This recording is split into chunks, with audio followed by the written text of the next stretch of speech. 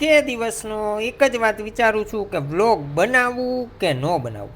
પછી ફાઇનલી એમ થયું કે બનાવું છું. કેમ એ છેલ્લે કહીશ. આવી જાવ અત્યારે.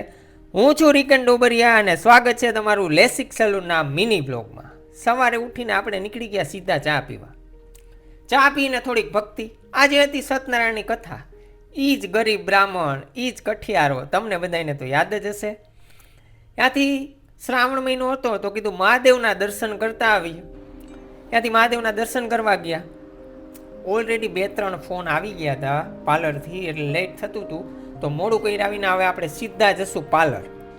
ફટાફટ નીકળ્યા ત્યાં વચ્ચે આવી ગયો આપણને શાંતિ બ્રિજ. એ જ બ્રિજ કે જ્યાં ઉપર કોઈ નથી, નીચે ટ્રાફિક જ ટ્રાફિક છે.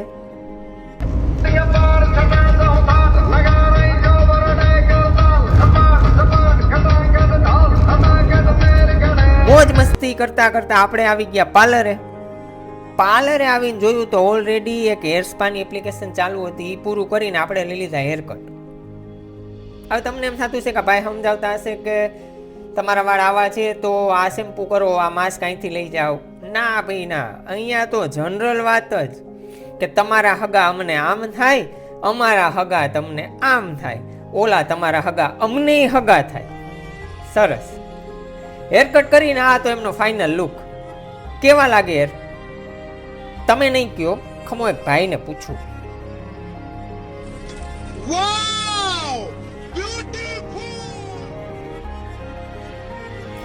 હેરકટ પૂરું કરીને આપણે કરવાની હતી કે હેર ટ્રીટમેન્ટ. એટલે આપણે થઈ ગયા ડોક્ટર.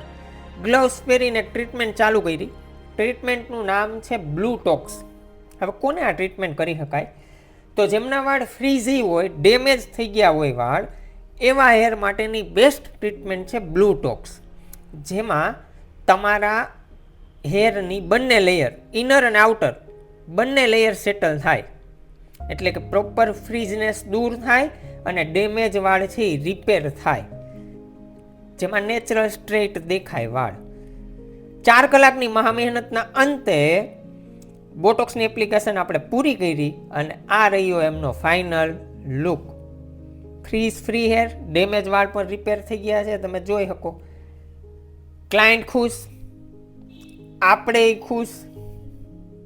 પૈસા હોગા.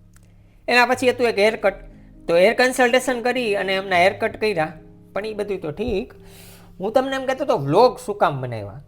જો ભાઈ વ્લોગ નહીં બનાવો ને તો આ સમાજ, આ દુનિયા આપણને નહીં સ્વીકારે. એટલે મેં આજથી વ્લોગ બનાવવાનું કરી દીધું ચાલુ. શાબાશ બેટા, બહુત બઢિયા. ફાઇનલી હવે સાંજ પડી ગઈ તો આપણે જઈ રખડીને ઘરે.